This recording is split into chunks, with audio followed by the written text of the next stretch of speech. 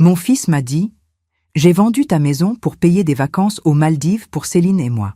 Tu as un jour pour faire tes valises. » J'ai simplement souri. Il ne savait pas que la maison était en réalité « Je suis heureuse que vous soyez là. Je m'appelle Françoise et j'ai 68 ans. Pendant 37 ans, j'ai vécu dans la même maison bourgeoise de la rue des Tilleuls à Toulouse.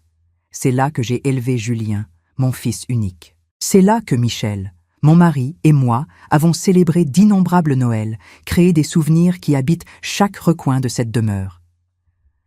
Quand Michel est décédé il y a 5 ans, la maison est devenue à la fois mon refuge et mon fardeau. Trop grande pour une seule personne peut-être, mais remplie d'une vie entière que je n'étais pas prête à abandonner. Julien a toujours été ma fierté. Conseiller en gestion de patrimoine, marié à Céline, une agent immobilière aux cheveux parfaitement colorés et au sourire qui n'atteignait jamais vraiment ses yeux. Ils habitaient à 40 minutes de chez moi, dans un appartement moderne à Colomiers. Notre relation était cordiale. Des déjeuners dominicaux une fois par mois, des appels pour les anniversaires, la danse habituelle des enfants adultes avec des vies bien remplies. Mais il y a 6 mois, quelque chose a changé. Julien a commencé à poser des questions sur la maison. Des questions qui semblaient innocentes au début. « Maman, tu n'as pas pensé à déménager dans quelque chose de plus petit? Cette maison doit coûter cher à entretenir. Un appartement ne serait pas plus facile ?» Je riais, changeant de sujet vers son travail, sa vie, n'importe quoi d'autre. Puis les visites ont augmenté. Julien et Céline passaient sans prévenir. Les yeux perçants de Céline évaluaient chaque pièce comme si elle mesurait déjà pour de nouveaux meubles. Elle commentait la cuisine démodée, le système de chauffage inefficace, combien la taxe foncière devait coûter. Je me sentais scrutée dans ma propre maison, comme un spécimen sous verre. « Nous nous inquiétons simplement pour toi, Françoise, » disait Céline, sa voix dégoulinant de fausses préoccupations. « Une femme de ton âge, toute seule dans cette grande maison? Et si tu tombais? Et si quelque chose arrivait? J'avais 68 ans, pas 90. Je jardinais encore, conduisais moi-même au cercle littéraire, faisais du bénévolat à la bibliothèque 2 fois par semaine. Mais il me parlait comme si j'étais déjà sénile, déjà impuissante. Les appels téléphoniques sont devenus plus fréquents aussi. Julien appelait tard le soir, sa voix tendue par ce qu'il appelait de l'inquiétude. Avais-je pensé à un prêt viager hypothécaire? Avais-je mis à jour mon testament? Avais-je désigné une personne de confiance? Des questions qui ressemblaient moins à de l'attention et plus à un inventaire. Puis vint ce mardi après-midi d'octobre. J'étais dans mon jardin, taillant les dernières roses d'automne, quand j'ai entendu la voiture arriver. La berline grise de Julien. Il est descendu seul. Pas de Céline cette fois. Et j'ai senti quelque chose de froid s'installer dans mon estomac à l'expression sur son visage. Pas de l'inquiétude, pas de l'anxiété, quelque chose de plus dur, quelque chose de définitif. « Maman, nous devons parler. » Il n'a pas attendu d'invitation, il est simplement passé devant moi et est entré dans la maison. Je l'ai suivi à l'intérieur, essuyant la terre de mes mains, essayant de calmer le battement soudain de mon cœur. Il se tenait dans mon salon où je l'avais bercé bébé, et les mots sont sortis, plats, répétés, comme s'il les avait pratiqués. « J'ai vendu ta maison pour payer nos vacances. Céline et moi planifions un voyage aux Maldives pour notre 10e anniversaire de mariage. Nous le méritons. La vente se conclut demain. Les nouveaux propriétaires veulent t'emménager ce week-end. Tu as 1 jour pour faire tes valises. Le monde a basculé. J'ai agrippé le dossier du vieux fauteuil de Michel pour me stabiliser. Tu as fait quoi? Ne rends pas ça plus difficile que nécessaire, a continué Julien, ses yeux évitant les miens. Nous t'avons trouvé une belle résidence pour seniors. Un appartement d'1 chambre, toutes charges comprises. Tu seras beaucoup plus heureuse là-bas. Plus en sécurité. Plus en sécurité. Ce mot encore. Je regardais mon fils, vraiment le regardais, et je voyais un étranger. Quand était-ce arrivé? Quand mon petit garçon, qui m'apportait des pissenlits en les appelant des bouquets, était-il devenu cet homme froid et calculateur? Mais voilà ce que Julien ne savait pas. La maison n'était plus à mon nom depuis longtemps. J'ai souri. Un petit sourire tranquille qui l'a fait hésiter un instant. « C'est vrai? Eh bien, alors je suppose que tu ferais mieux de me dire quelle résidence pour seniors. Mais avant de continuer, vérifiez si vous êtes déjà abonné à la chaîne et dites-nous en commentaire de quelle ville ou pays vous nous regardez. Nous aimons beaucoup savoir jusqu'où nos histoires voyagent. Après le départ de Julien, après qu'il m'ait tendu une brochure pour la résidence Les Jardins Dorés et soit reparti dans sa berline coûteuse, je me suis assise dans le fauteuil de Michel pendant exactement 20 minutes, laissant le choc me submerger comme de l'eau froide. Mon fils venait vraiment d'essayer de vendre ma maison sans ma permission? J'ai forcé ma respiration à ralentir, à réfléchir clairement. La panique ne m'aiderait pas maintenant. J'avais besoin de comprendre ce qui s'était réellement passé, ce que Julien pensait avoir fait. J'ai sorti mon ordinateur portable et commencé à chercher les registres de propriété. Il m'a fallu 40 minutes et 3 appels téléphoniques, mais j'ai finalement joint quelqu'un au cadastre qui pouvait accéder à l'information. Madame, selon nos dossiers, le 27 rue des Tilleuls est détenu dans une donation entre époux avec usufruit viager, établie en 2018. Vous êtes inscrite comme usufruitière. Julien est bénéficiaire uniquement à votre décès. J'ai remercié et raccroché, un sourire sombre touchant mes lèvres. Bien sûr. Michel et moi avions établi cette donation 3 ans avant sa mort, suivant les conseils de notre notaire. La maison n'était pas à mon nom. Elle était en donation avec moi comme usufruitière. Julien ne pouvait pas la vendre sans ma signature, sans mon consentement. Mais il avait essayé quand même. Avait-il falsifié des documents? Avait-il menti à un acheteur? Ou était-ce tout un bluff élaboré pour m'effrayer et me faire signer? Ce soir-là, j'ai fait quelque chose que je n'avais jamais fait auparavant. J'ai appelé Philippe Mercier, un collègue de Julien que j'avais rencontré plusieurs fois lors d'événements professionnels. Philippe avait toujours été gentil avec moi, respectueux. « Madame Delorme, quelle agréable surprise !» a dit Philippe quand il a répondu. « Philippe, j'ai besoin de te poser quelque chose et j'ai besoin que tu sois complètement honnête avec moi. Est-ce que Julien s'est comporté bizarrement au travail récemment? Des problèmes d'argent? Un comportement inhabituel? Quoi que ce soit? » Il y a eu une longue pause. Trop longue. « Madame Delorme, je ne devrais probablement pas dire cela, mais Julien a contracté un emprunt important le mois dernier. Il a dit aux associés que c'était pour un investissement commercial, mais il y a eu des discussions. Certaines personnes pensent qu'il est financièrement dans une situation difficile. Mon estomac s'est serré. Combien? 6 chiffres. 150 000 €. Et entre nous, il a été distrait, manque des échéances. Son plus gros client a menacé de partir la semaine dernière. J'ai remercié Philippe et terminé l'appel, mon esprit tournant. Julien était en difficulté financière, de sérieuses difficultés. Et au lieu de venir me demander de l'aide, au lieu d'être honnête avec sa mère, il avait décidé de voler ma maison. Mais pourquoi l'histoire des vacances? Pourquoi les Maldives? J'ai ouvert mon ordinateur portable à nouveau et suis allé sur Facebook. La page de Céline était publique, remplie de publications sur les marques de luxe, les destinations exotiques et les citations inspirantes sur la manifestation de l'abondance. J'ai fait défiler les 6 derniers mois et trouvé ce que je cherchais. Des dizaines de publications sur leur prochain voyage de rêve, des photos de brochures de stations balnéaires, des comptes à rebours pour leur voyage d'anniversaire. Ils planifiaient cela depuis des mois.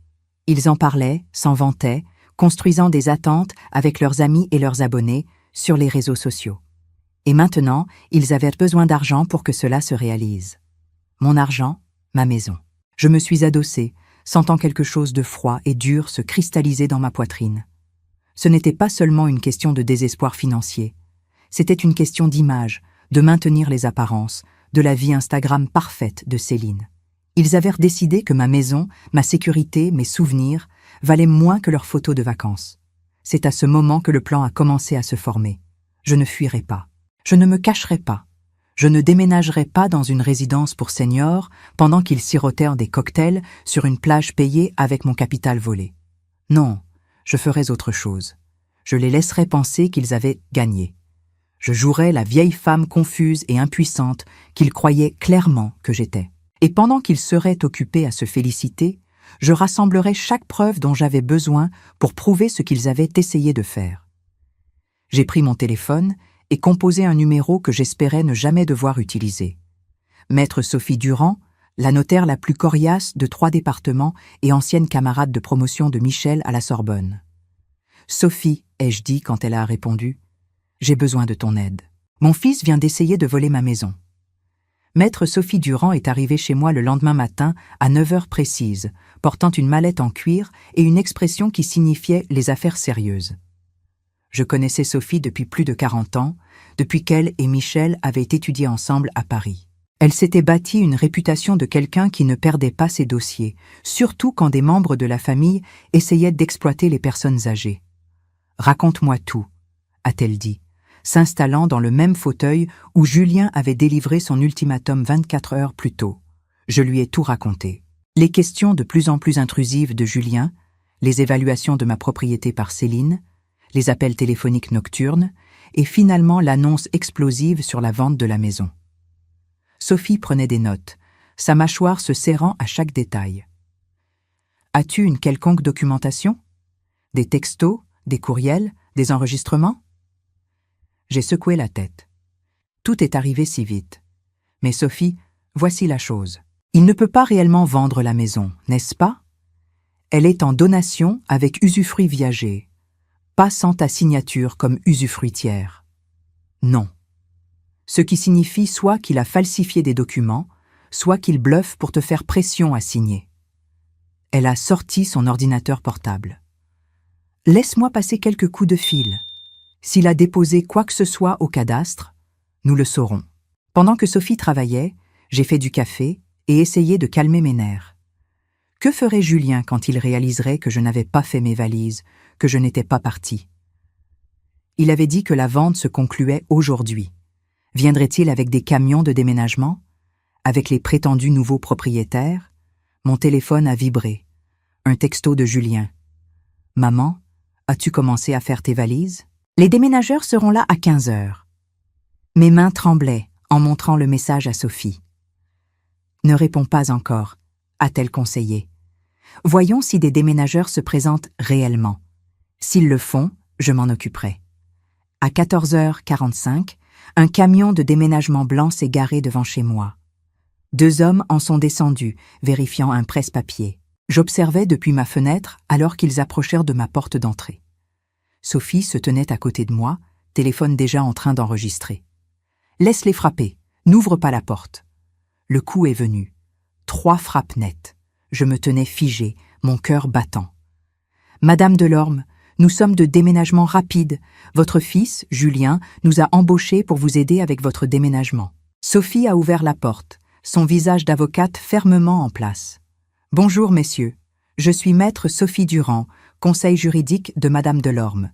Puis-je voir votre bon de travail ?» Les hommes ont échangé des regards confus. Le plus âgé lui a tendu une feuille de papier. Sophie l'a examiné attentivement, puis a levé les yeux avec de l'acier dans le regard. Ce bon de travail a été passé par Julien Delorme, mais il n'a aucune autorité légale pour initier un déménagement de cette propriété. La maison est détenue en donation avec usufruit viager, Madame Delorme étant la seule usufruitière. J'ai bien peur que vous ayez été embauché sous de faux prétextes. Mais Monsieur Delorme a dit que sa mère avait accepté de déménager. Il a dit qu'elle allait en résidence pour seniors. Madame Delorme n'a accepté aucune telle chose. En fait, elle n'avait aucune connaissance de votre entreprise étant embauchée. Sophie a rendu les papiers.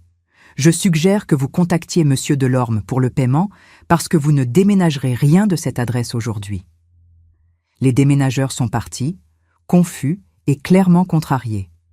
Alors que leur camion s'éloignait, une autre voiture est arrivée. La berline de Julien avec Céline sur le siège passager. J'ai observé mon fils descendre de la voiture, son visage déjà rouge de colère. Il devait avoir reçu un appel de l'entreprise de déménagement. Sophie est sortie sur mon perron avant qu'il ne puisse atteindre la porte. « Monsieur Delorme, Madame Delorme, je suis maître Sophie Durand, représentant Françoise Delorme. Je dois vous informer que toute tentative de retirer des biens ou de revendiquer la propriété de cette maison sans le consentement écrit de Madame Delorme constitue une tentative de fraude et un abus de faiblesse. » Le visage de Julien est devenu blanc. « Qui diable êtes-vous? Maman, qu'est-ce que c'est? » Je suis apparue dans l'embrasure derrière Sophie, me sentant plus forte que je ne l'avais été depuis des mois. « Sophie est ma notaire, Julien. Et elle est là parce que tu as essayé de vendre ma maison sans ma permission. J'essayais de t'aider. » La voix de Julien s'est élevée, son sang-froid se fissurant. Tu ne peux plus t'occuper de cet endroit. Tu te mets en danger. Ce n'est pas ta décision à prendre, a dit Sophie froidement. Madame Delorme est saine d'esprit, parfaitement capable de gérer ses propres affaires. Ce que vous avez tenté ici est illégal. Céline a saisi le bras de Julien, chuchotant avec urgence. Mais il s'est dégagé. Je suis ton fils. Tout ce que tu as devrait être à moi de toute façon. Tu es juste égoïste, t'accrochant à cette maison quand nous avons besoin de... Il s'est arrêté brusquement, réalisant ce qu'il avait presque dit. Besoin de quoi, Julien? J'ai demandé calmement. D'argent? De l'argent pour vos vacances aux Maldives? De l'argent pour couvrir l'emprunt de 150 000 € que tu as contracté au travail? Ses yeux se sont élargis. Comment as-tu... J'ai peut-être 68 ans, mais je ne suis pas sénile. Je peux encore passer des coups de fil, je peux encore faire des recherches.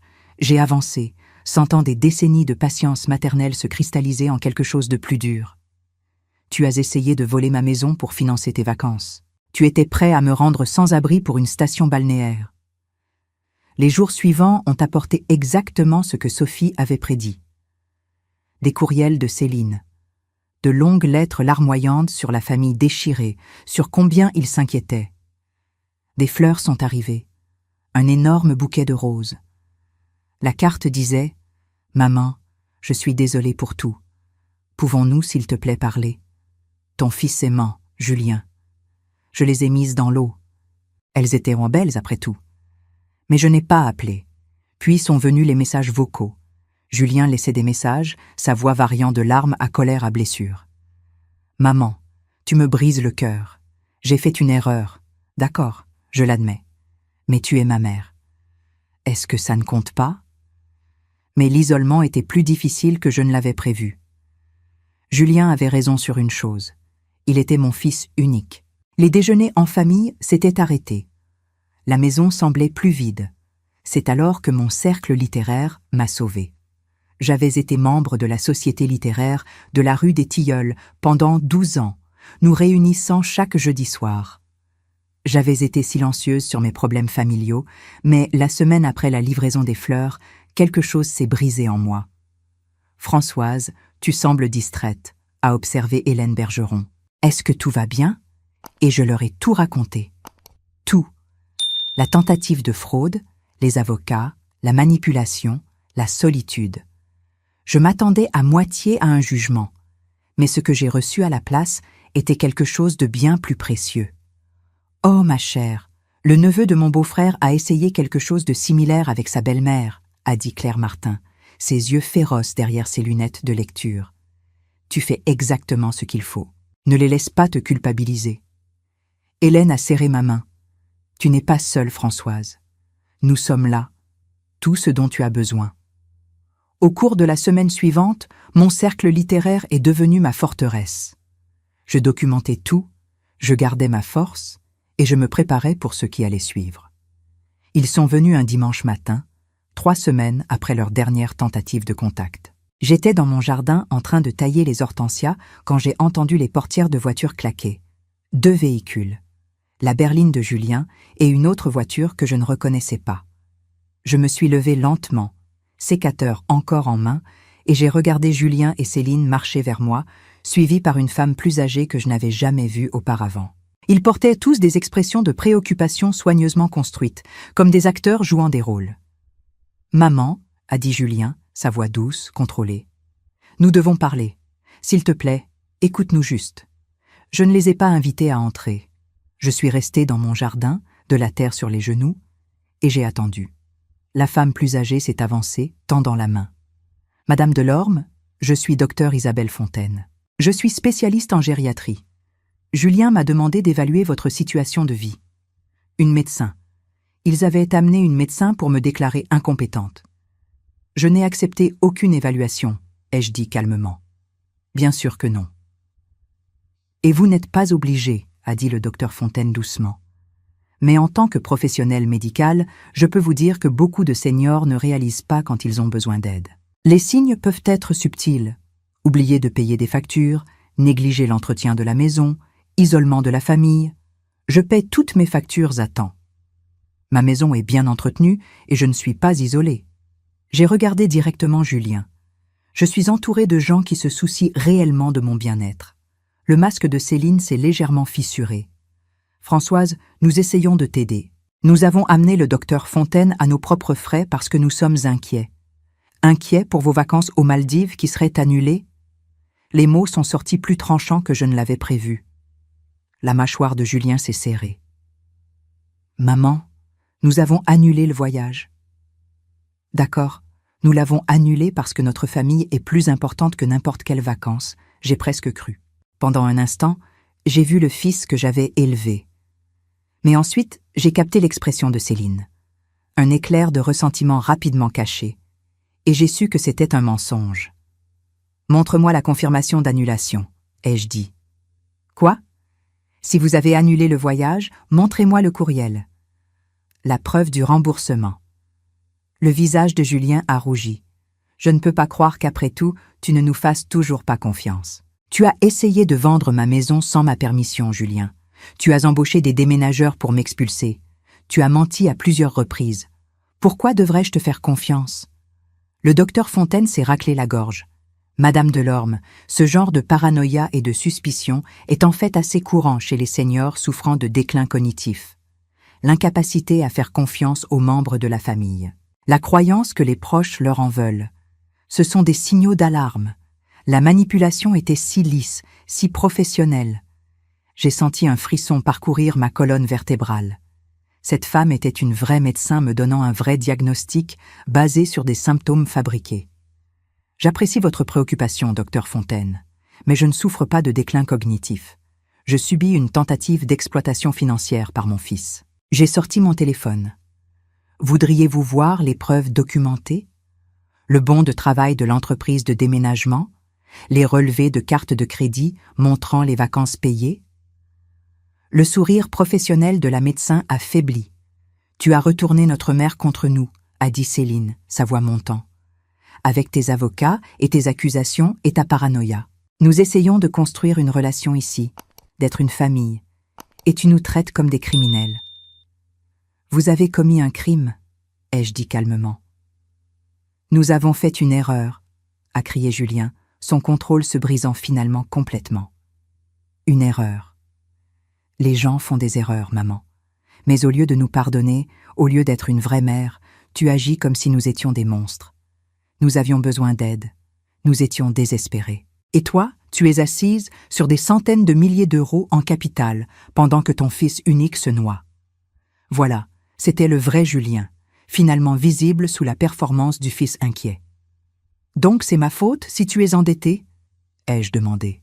« Ma faute si tu as choisi de vivre au-dessus de tes moyens? Ma faute si tu as payé pour des vacances que tu ne pouvais pas te permettre? Tu es censé aider tes enfants, » a crié Céline. « C'est ce que font les parents. Ils se sacrifient. Ils donnent. Mais tu n'es qu'une vieille femme égoïste s'accrochant à une maison dont tu n'as même pas besoin. Sortez de ma propriété, ai-je dit calmement. Vous tous, maintenant. » Le docteur Fontaine a regardé entre nous, regrettant clairement son implication. Peut-être devrions-nous... « Nous partons, » a dit Julien, sa voix froide et dure. « Mais maman, tu dois comprendre quelque chose. Nous avons essayé de faire ça gentiment. Nous avons essayé de t'aider, de prendre soin de toi, d'être patient avec ton entêtement. Mais tu as fait ton choix. Tu le regretteras, » a ajouté Céline, ses yeux brillants de larmes de rage. Quand tu seras toute seule, quand tu auras besoin d'aide et qu'il n'y aura personne, tu te souviendras de ce moment. Ils se sont retournés et sont partis, le docteur Fontaine se dépêchant après eux. Je suis retournée dans ma maison et j'ai immédiatement appelé Sophie. Ils ont amené une médecin pour me déclarer incompétente, lui ai-je dit. Mais je suis restée ferme. Je ne les ai pas laissés entrer. Je ne me suis engagée que le strict nécessaire. Bien, a dit Sophie. Françoise, ils deviennent désespérés, ce qui signifie que nous gagnons. Mais cela signifie aussi qu'ils pourraient faire quelque chose de drastique. 6 semaines plus tard, la convocation est arrivée. Julien demandait une mise sous tutelle d'urgence, affirmant que j'étais mentalement incompétente et incapable de prendre soin de moi-même. L'audience était prévue pour le mardi 17 octobre au tribunal de Toulouse. Sophie a assemblé notre défense avec une précision militaire. Nous avions des relevés bancaires prouvant que je gérais mes finances parfaitement. Des dossiers médicaux de mon médecin montrant une excellente fonction cognitive. Des témoignages de mon cercle littéraire, de la bibliothèque où je faisais du bénévolat. Les images de sécurité des confrontations de Julien. La documentation de l'entreprise de déménagement. Tout. Ils n'ont rien, m'a assuré Sophie la veille de l'audience. Juste des allégations et l'observation superficielle du docteur Fontaine que n'importe quel juge percera à jour. Mais Françoise, prépare-toi. Julien va dire des choses terribles. Céline va pleurer. Ils vont te peindre comme une figure tragique qui ne peut pas voir son propre déclin. Je sais, ai-je dit. Et je le savais. J'avais passé 6 semaines à me préparer pour ce moment. La salle d'audience était plus petite que je ne l'avais imaginé, éclairée au néon et institutionnelle. Julien et Céline étaient assis avec leur avocat, maître Vincent Garnier, qui avait clairement pris le temps de mieux préparer ce dossier cette fois. Ils avaient également amené le docteur Fontaine et 2 autres personnes que je ne reconnaissais pas. Des témoins de moralité, probablement. La juge Patricia Marchand est entrée, une femme noire dans la cinquantaine, avec des yeux perçants et un air qui ne plaisantait pas. Elle a examiné la requête en silence, puis a levé les yeux. Maître Garnier, ceci est une requête pour mise sous tutelle d'urgence de Françoise Delorme, âgée de 68 ans, déposée par son fils, Julien Delorme. Veuillez présenter votre dossier. Garnier s'est levé, sa performance polie maintenant. Votre honneur, Monsieur Delorme demande la tutelle de sa mère par profonde préoccupation pour son bien-être. Madame Delorme vit seule dans une grande maison qu'elle ne peut plus entretenir. Elle est devenue de plus en plus paranoïaque, accusant des membres de la famille de fraude, refusant une aide raisonnable, s'isolant des proches. Le docteur Fontaine témoignera des signes observés de déclin cognitif. Le docteur Fontaine a été appelé en premier. Elle a décrit notre rencontre dans le jardin avec soin, encadrant mes questions raisonnables comme de la suspicion et de la paranoïa, mes preuves documentées comme de la tenue obsessionnelle de dossiers, ma défense de ma propriété comme une incapacité à accepter l'aide nécessaire. Puis sont venus les témoins de moralité. Un collègue de Julien qui a témoigné que Julien était dévoué à sa mère et très inquiet pour elle. La sœur de Céline qui a affirmé que j'avais changé ces derniers mois, devenant hostile et irrationnel. Finalement, Julien lui-même a pris la barre. « Monsieur Delorme, veuillez décrire votre relation avec votre mère », a demandé Garnier. La performance de Julien était magistrale. Il a parlé doucement, avec émotion, peignant le tableau d'un fils dévoué, regardant sa mère bien-aimée se détériorer. Il a décrit la maison trop grande pour qu'elle puisse gérer, l'isolement, elle quitte à peine la maison maintenant, le refus d'aide, elle ne veut même pas discuter de déménager dans quelque chose de plus petit. « Et l'incident avec l'entreprise de déménagement ?» a demandé Garnier. « J'ai fait une erreur », a dit Julien, sa voix se brisant légèrement. J'étais tellement inquiet pour sa sécurité. Je pensais que si je pouvais juste lui montrer combien la vie pourrait être plus facile dans un endroit plus petit. Je n'aurais pas dû agir sans son consentement explicite. Je le vois maintenant.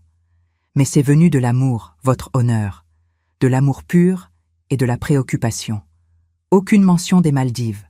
Aucune mention de sa dette, aucune mention de ses vrais motifs.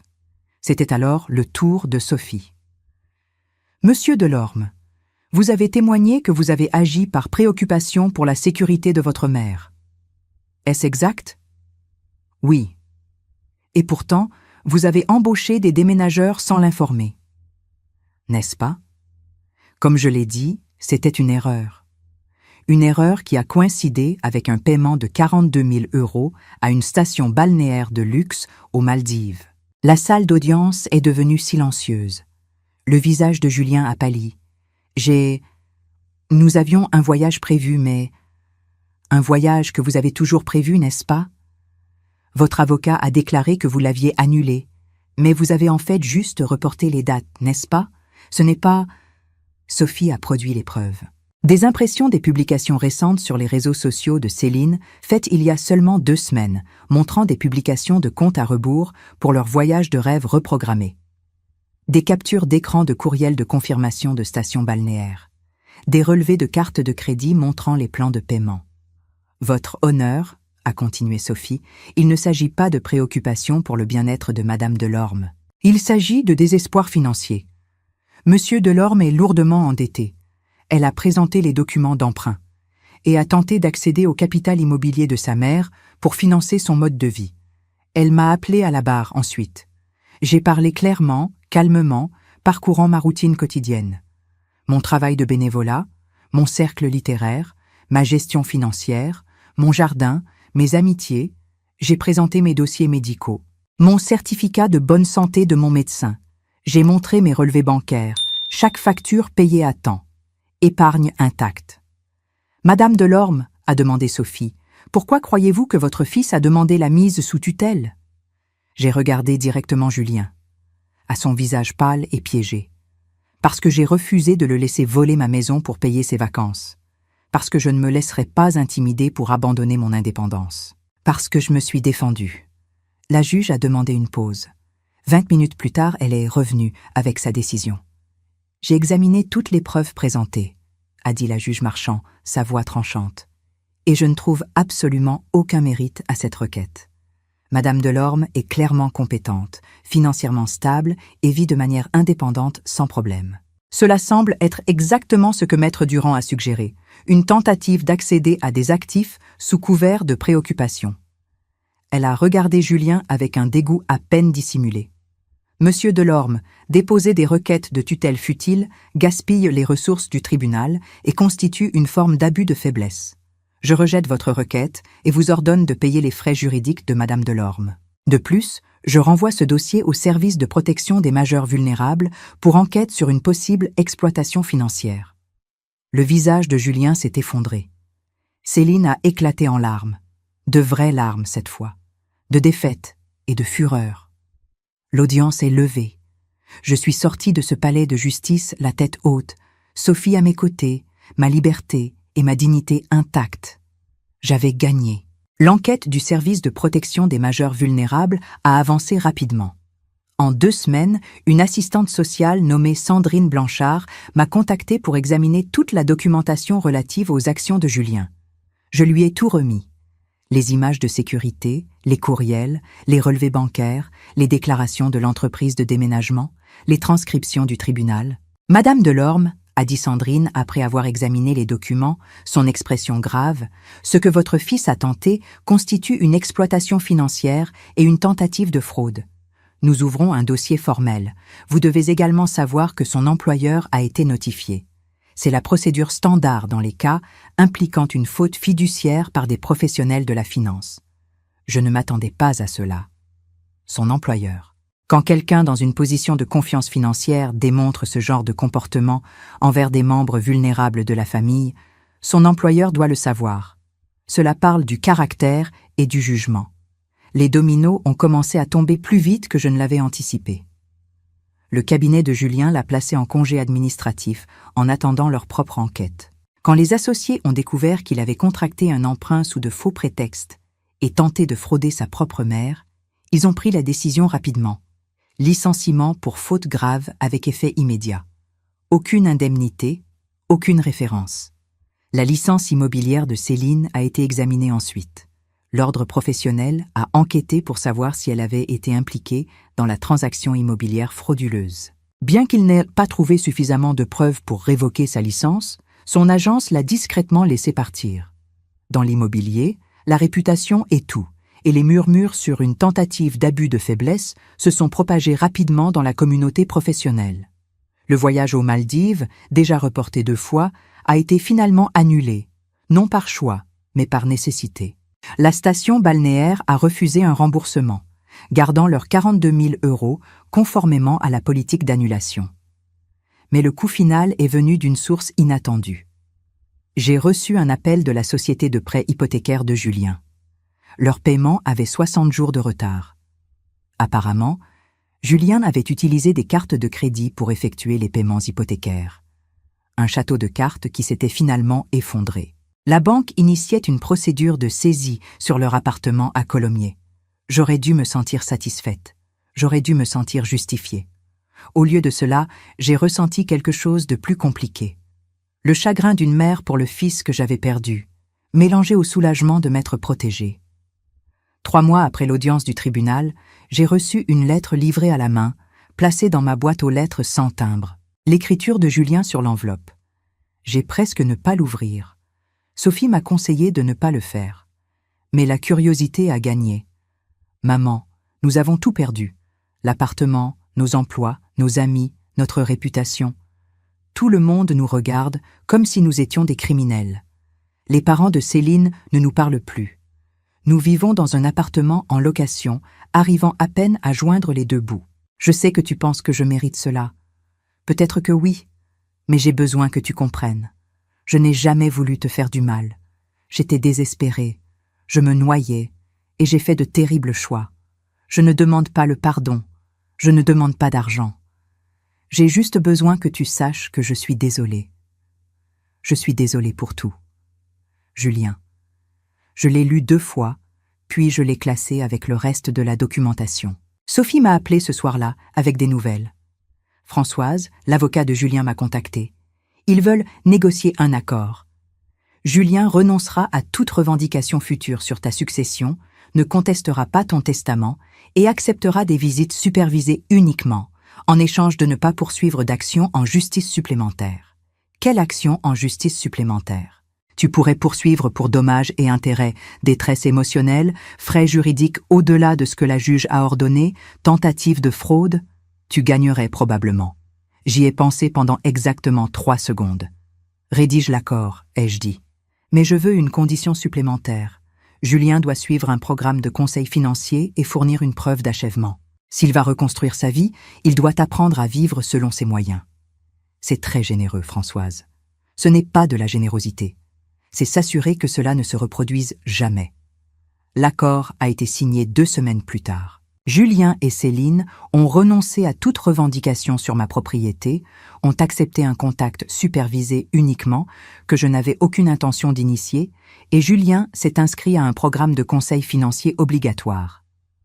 J'ai fait mettre à jour mon testament par ma notaire. La maison irait à une œuvre caritative à mon décès, spécifiquement à une organisation soutenant les seniors confrontés à l'abus financier par des membres de la famille. Julien ne recevrait rien. Il avait déjà prouvé ce qu'il en ferait. La vie après l'accord a été plus douce que je ne l'avais imaginé. La maison que Julien avait essayé de voler est devenue mon sanctuaire d'une toute nouvelle façon. J'avais combattu pour elle, l'avais défendue, et maintenant, chaque pièce semblait être une victoire. Je me suis lancé dans les rénovations que j'avais repoussées. De nouvelles armoires de cuisine, des salles de bain mises à jour, une belle véranda où je pouvais lire et regarder le jardin toute l'année. J'ai utilisé mes économies, mon argent gagné et épargné au fil des décennies pour faire de la maison vraiment la mienne à nouveau. Le cercle littéraire s'est élargi. Nous avons commencé à nous réunir 2 fois par mois au lieu d'1, et j'organisais régulièrement, remplissant ma salle à manger de rires, de vin et de débats animés sur la littérature. Hélène, Claire et Patricia sont devenues plus que des amies. Elles sont devenues famille, le genre qui se présente vraiment, qui se soucie sans agenda. J'ai pris plus de travail de bénévolat à la bibliothèque, devenant finalement la coordinatrice de leur programme d'alphabétisation pour seniors, enseignant aux adultes plus âgés à utiliser les ordinateurs, à naviguer sur Internet, à se protéger contre les arnaques, y compris l'exploitation financière par des membres de la famille. J'ai raconté mon histoire de manière anonyme au début, puis ouvertement alors que je devenais plus à l'aise. J'ai recommencé à fréquenter quelqu'un, quelque chose que je n'avais pas fait depuis la mort de Michel. Rien de sérieux, juste des rendez-vous pour le café et des sorties au théâtre avec un professeur à la retraite nommé Bernard qui me faisait rire et ne m'a jamais demandé une seule fois mes finances ou ma propriété. C'était bon d'être désiré pour moi-même, pas pour ce que je possédais. Mon jardin a prospéré. J'ai rejoint la société horticole locale, remporté la 2e place pour mes hortensias et commencé à enseigner des ateliers de week-end sur le jardinage durable. La maison que Julien pensait trop grande pour moi est devenue un centre d'activité et de joie. 1 an après la tentative de fraude de Julien, j'ai organisé une fête dans le jardin. 50 personnes sont venues, membres du cercle littéraire, bénévoles de la bibliothèque, amis du groupe de soutien, voisins, Bernard le professeur, même Sophie et sa famille. Nous avons célébré sous des guirlandes lumineuses, mangeant de la nourriture traiteur, buvant du champagne, riant jusqu'à la nuit. Quelqu'un m'a demandé si je regrettais comment les choses s'étaient passées avec Julien. J'ai regardé autour de moi ma belle maison remplie de gens qui se souciaient vraiment de moi, et j'ai souri. Pas une seule seconde, ai-je dit. Et je le pensais. Alors voilà mon histoire. Mon fils a essayé de voler ma maison et je me suis défendue. Certaines personnes pensent que j'ai été trop dure, que la famille devrait tout pardonner. D'autres disent que j'aurais dû être encore plus sévère. Qu'auriez-vous fait si votre propre enfant vous avait trahi comme cela? Jusqu'où iriez-vous pour vous protéger? Si cette histoire a touché votre cœur, répondez ici dans les commentaires. À ma place, qu'auriez-vous fait? N'oubliez pas de regarder la prochaine vidéo qui apparaît sur votre écran. Elle apporte un rebondissement surprenant et émouvant qui vous captivera du début à la fin.